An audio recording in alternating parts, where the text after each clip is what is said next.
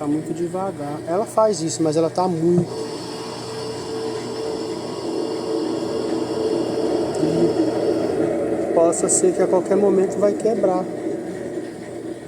Não tô aqui pra desmanchar negócio de ninguém, eu tô aqui pra esclarecer, entende? Sim.